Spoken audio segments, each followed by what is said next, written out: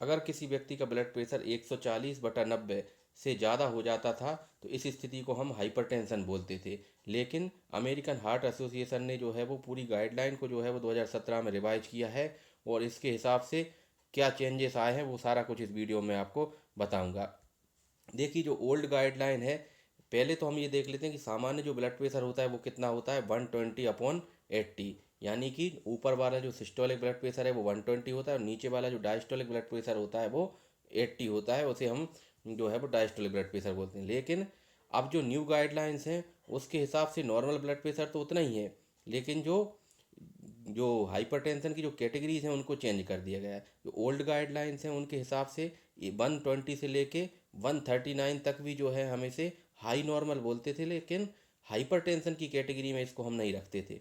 लेकिन जो नई गाइडलाइन है उसमें सामान्य ब्लड प्रेशर तो 120/80 है, लेकिन अगर 120 से लेके 129 तक आ रहा है यानी कि इसे हम एलिवेटेड ब्लड प्रेशर बोलेंगे, लेकिन इसको हाइपरटेंशन की कंडीशन नहीं बोलेंगे। हाइपरटेंशन तब बोलेंगे जब 130 से लेके 139, यानी कि जो क्राइटेरिया 140 के ऊपर था उसको अब 130 पर ही शुरू कर दिया। यानी अगर किसी व्यक्ति का blood pressure, systolic blood pressure की बात करें, वो अगर 130 से ऊपर आ रहा है, 130 के ऊपर, तो ऐसी स्थिति में उस व्यक्ति का जो है वो ट्रीटमेंट स्टार्ट करना पड़ेगा।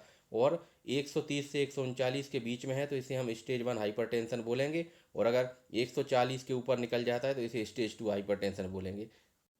तो 2017 में अमेरिकन हार्ट एसोसिएशन के द्वारा जो नई गाइडलाइन आई हैं उनके हिसाब से 130/80 को भी अब जो है वो हाइपरटेंशन यानी हाई ब्लड प्रेशर माना जाएगा। पहले की जो गाइडलाइन थी उसमें अगर किसी व्यक्ति की उम्र 65 साल से कम है और अगर उसका ब्लड प्रेशर 140/90 से ऊपर जा रहा है तो ही उसे हम हाइपरटेंशन बोलते थे। जबकि अगर कोई व्यक्ति 65 साल या उससे ज़्यादा का है तो उसमें 150 जो है वो 80 से ऊपर हो जाता था, तभी हम उसको ब्लड प्रेशर हाई बोलते थे, हाइपरटेंशन की कंडीशन बोलते थे। देखिए, पूरा एक एक करके सारी जो कैटेगरीज हैं जो कि 2017 की नई गाइडलाइन में हैं उनको देख लेते हैं। सबसे पहले तो जान लेते हैं कि नॉर्मल ब्लड प्रेशर कितना होता है। तो ये जो है वो 120/80 mmHg होता है। अब 120 से 129 के बीच में सिस्टोलिक पहुंच गया और डायस्टोलिक लेकिन अभी भी 80 से कम है, तो इसको हम एलिवेटेड ब्लड प्रेशर बोलेंगे, लेकिन इसको हम हाइपरटेंशन नहीं बोलेंगे।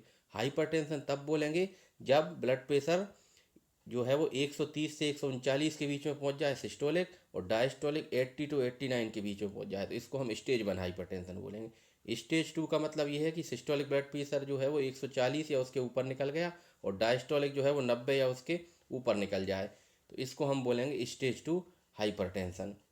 तीसरी जो कंडीशन होती है जिसको हम बोलेंगे हाइपरटेंसिव क्राइसिस। इसमें होता क्या है कि अचानक से ब्लड प्रेशर बहुत हाई हो जाता है, जिसमें सिस्टोलिक ब्लड प्रेशर 180 के ऊपर क्रॉस कर जाता है और डायस्टोलिक ब्लड प्रेशर जो है वो 120 के ऊपर क्रॉस कर जाता है। ऐसी स्थिति में कई बार व्यक्ति को बहुत तेज सिर दर्द होने लगता है, और इस हाई ब्लड प्रेशर की वजह से व्यक्ति को जो है वो हार्ट अटैक भी आ सकता है, स्ट्रोक हो सकता है, पैरालिसिस हो सकता है, या फिर उसको अचानक से आँखों से दिखना बंद हो सकता है। तो ऐसी स्थिति में अर्जेंट में जो है वो पेशेंट को हॉस्पिटलाइज करके उसका ट्रीटमेंट किया जाता है, ताकि जो है वो किसी तरह का ऑर्गन डैमेज ना हो। आइए एक बार देख लेते हैं कि जो अमेरिकन हार्ट एसोसिएशन की गाइडलाइन है वो पूरी किस तरह से बताती हैं। नॉर्मल का मतलब 120/80 mmHg, एलिवेटेड का मतलब जो है वो 130 से कम है लेकिन 120 से ज़्यादा है सिस्टोलिक, तो 120 से 129 के बीच में एलिवेटेड रहेगा, और उसके अलावा डायस्टोलिक जो है वो 80 से कम ही रहेगा। स्टेज 1 हाइपरटेंशन में जो है वो 130 से 139 के बीच में होगा सिस्टोलिक, और डायस्टोलिक 80 to 89।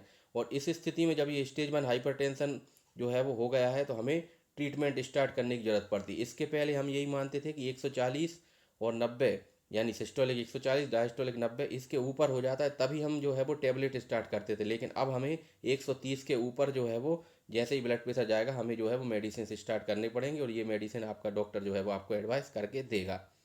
जबकि जो स्टेज 2 हाइपरटेंशन है उसमें 140 से ऊपर निकल जाता है सिस्टोलिक ब्लड प्रेशर, और डायस्टोलिक जो है वो 90 से ऊपर निकल जाता है। तो ऐसी स्थिति में जो है वो दवाइयों को जो है वो कॉम्बिनेशन वाली दवाइयाँ इस्तेमाल की जाती हैं।